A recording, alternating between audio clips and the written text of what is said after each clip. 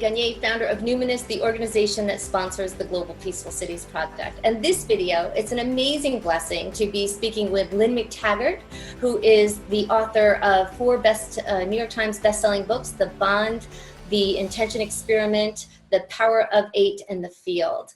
Lynne, thank you so much for taking your time here today. Thank you. It's my pleasure.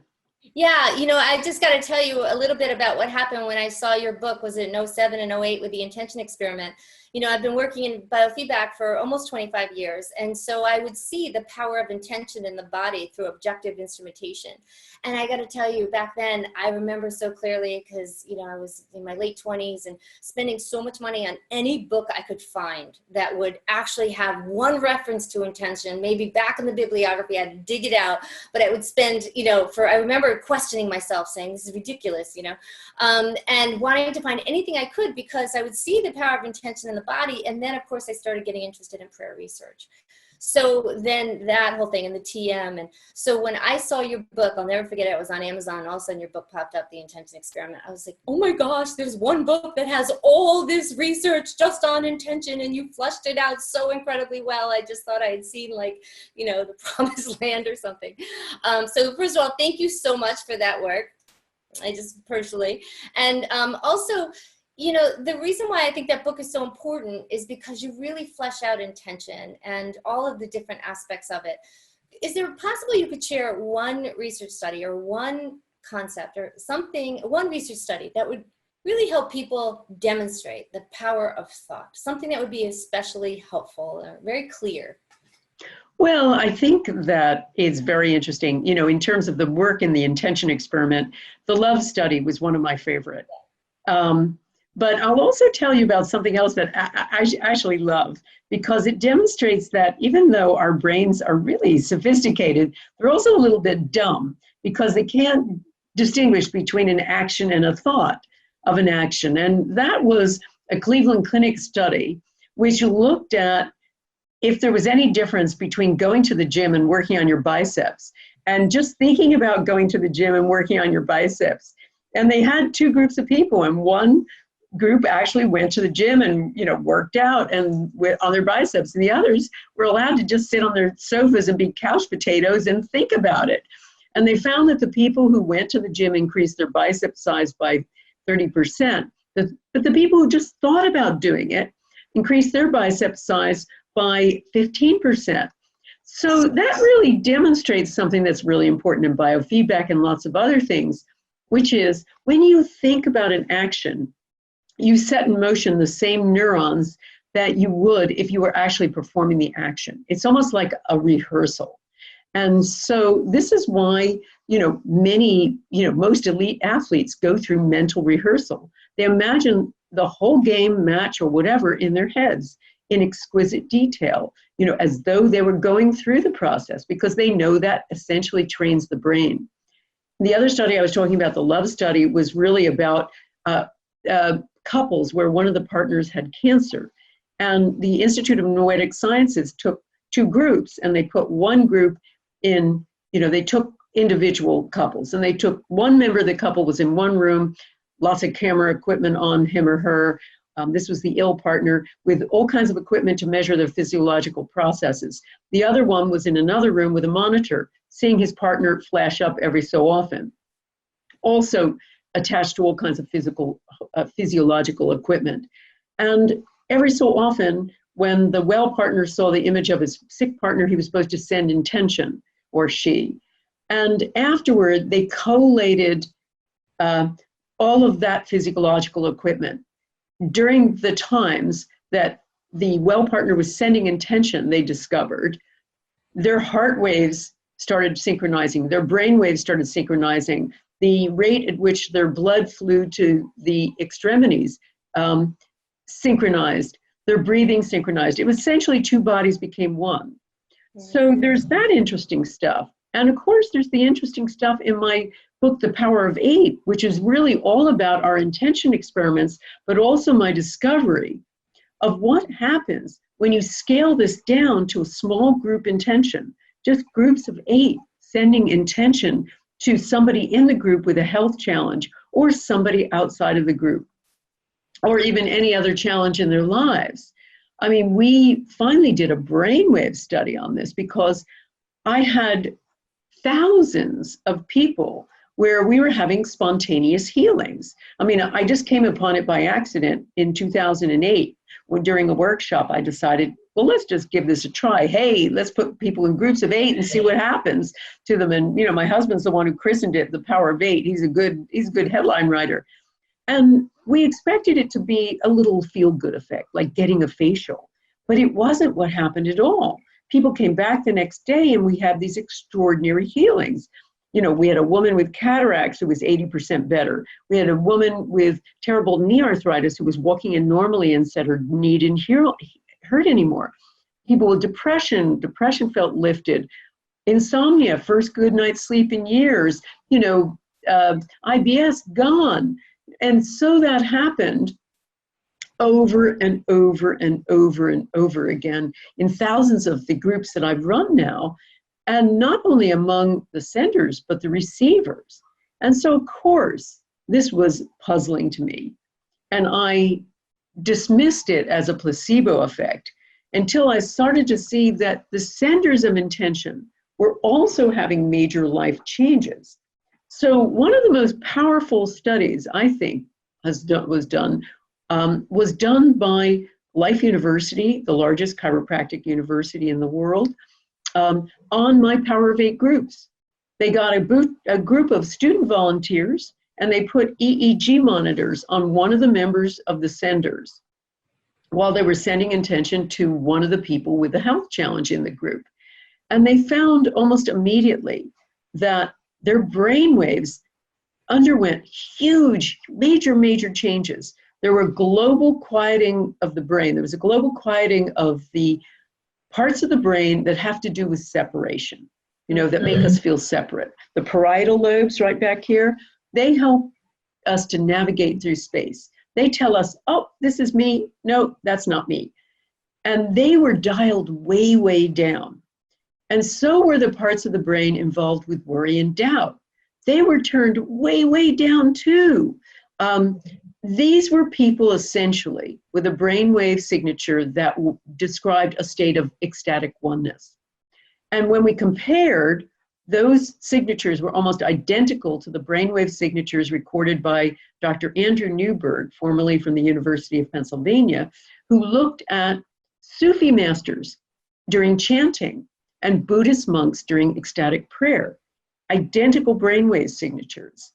However, those Buddhist monks, those Sufi masters had spent years involved in developing their skills and hours priming themselves into the state.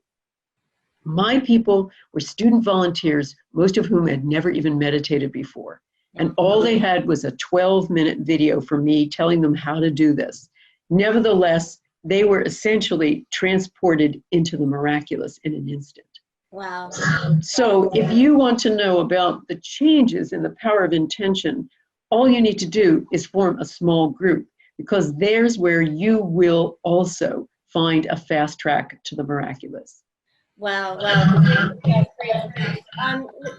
We were talking earlier about what happens as far as in the personality itself. You know, I was mentioned, you know, I feel as though there's been times in my life when things maybe haven't been working out, and I'd say to myself, my God, thank God I know about intentional research. Otherwise I'd be cooked right now, right? So can you talk about how it empowers people, how it changes how they walk through this world, knowing that they can utilize this technology of intention?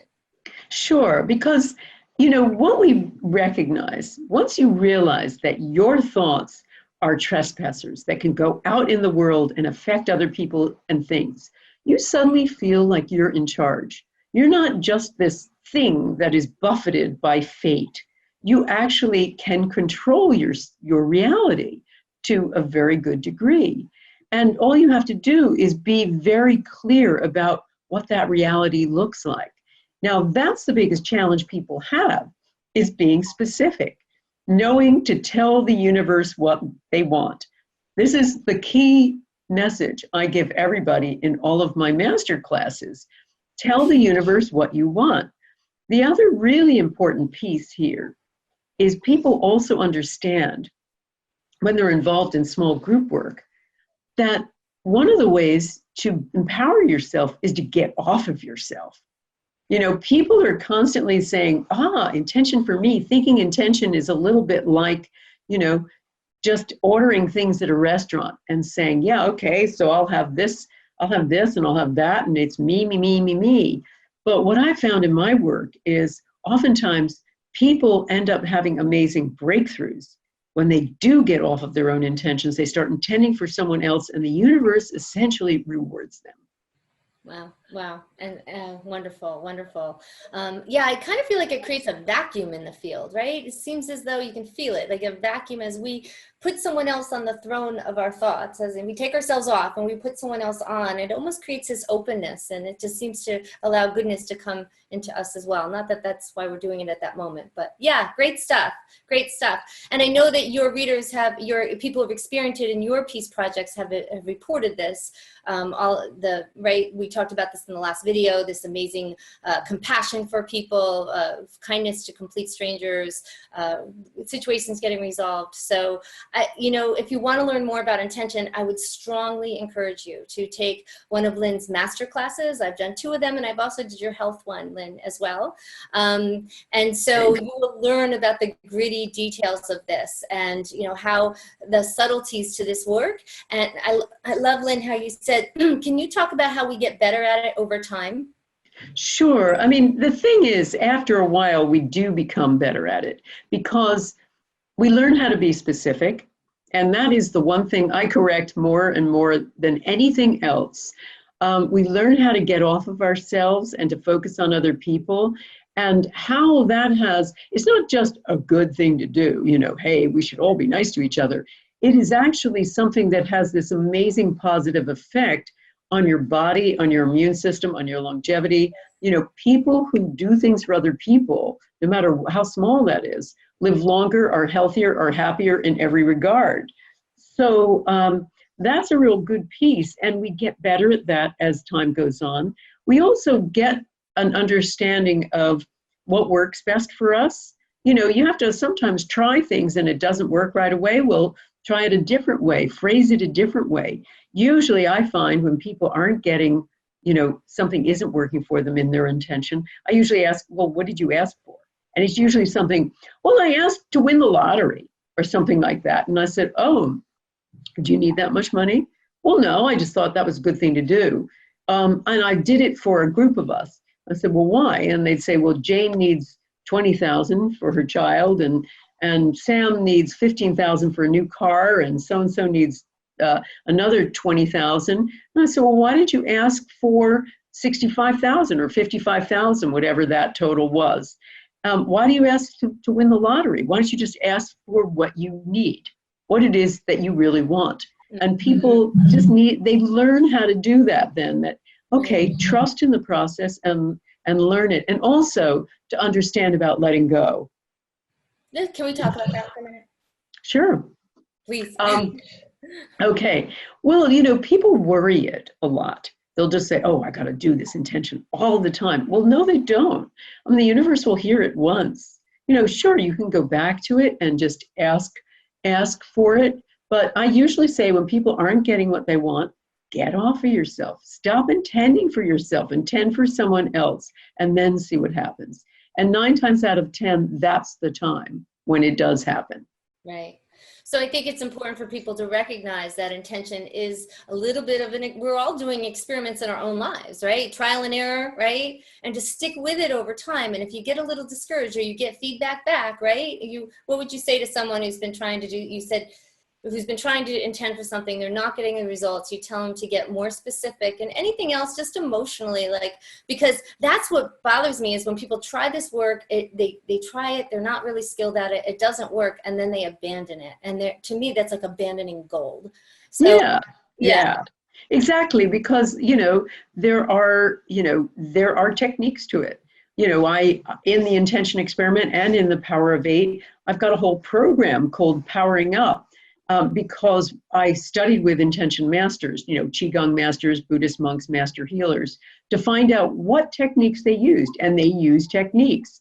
And there were certain differences depending on their modality, but also certain commonalities. And I tried to distill those commonalities into a simple program everybody can follow, as well as what also worked best in the laboratory.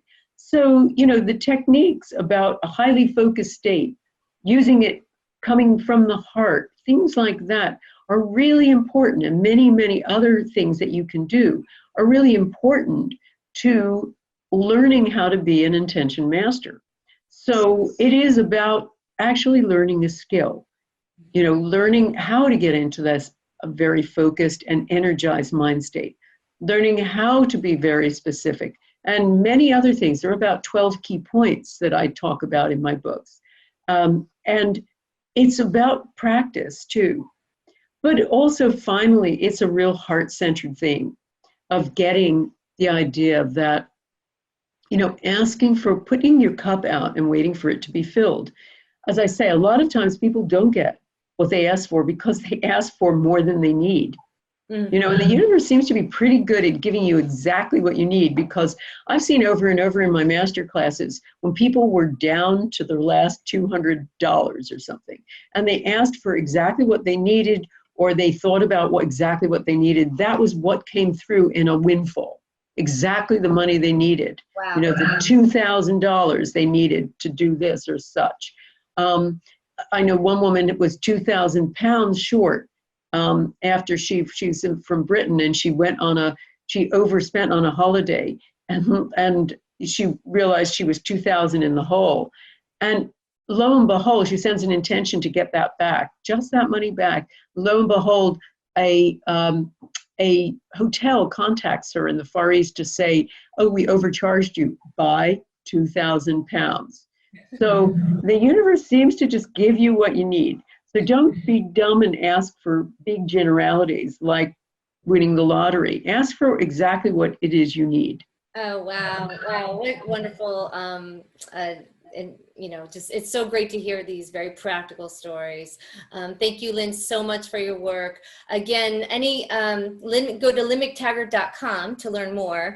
And again, you have these wonderful master classes. Are you doing another one in 19 probably? We will be doing one. We kick off in January 19. We'll be starting to advertise it in November. So it's a year-long course. You do 6 weeks of webinar training with me, and then we put you into groups and we monitor you for a whole year. And we also have lots of follow-up. You'll hear from me weekly.